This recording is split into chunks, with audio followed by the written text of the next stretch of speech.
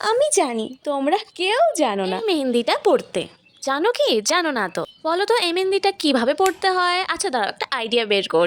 তোমরা যদি জানতে তাহলে আমার ভিডিওতে তোমাদের মহামূল্যবান সময় ধরে নষ্ট করতে। নাও। এমা, আমরা তিনজন তো ম্যাচিং হয়ে গেছি, বলো তো কোন তিনজন? পড়ার আগেই সর্বনাশটা হয়ে গেল। ও মা, প্যাকেটে দেখি সাইডে ফুটো, তাই তো পাশ দিয়ে লিক করে যাচ্ছে। এখন কি করে পড়ি বলো তো? কি করব? যেগুলো বেরিয়ে গেছে সেগুলোকে ফেলে দেবো? ও মা, কত টাকা দিয়ে কিনেছি, নষ্ট তো করবো না। এগুলোকে একটা কাঠির সাহায্যে আঙুল লাগিয়ে নিবো, যেটা আমরা শেষে করি। আমার এখানে সে কাজটাই প্রথমে করতে হচ্ছে। আহা, যাই হোক, চলো এবার এই মেহেন্দিটা পরার টেকনিক তোমাদের শেখাই।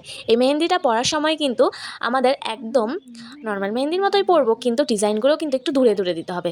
এটা যদি আমি নর্মাল মেহেন্দি দিয়ে পরতাম, কাবেরি মেহেন্দি বা অর্গানিক মেহেন্দি, তাহলে ডিজাইনটা অনেক কাছাকাছি করতাম।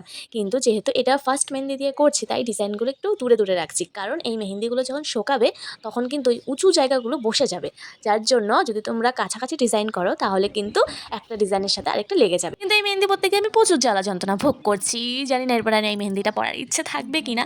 এরকম হলে কি আর মেহেন্দি পরতে ইচ্ছে করে? এত যে জ্বালাবে তা জানতাম না। আচ্ছা, একটা সত্যি করে কথা বলো তো, ডিজাইনটা কেমন লক্ষ্মী পুজোয় যে আলপনা দেওয়ার সময় ধানের শীষা কি সেরকম লাগছে না?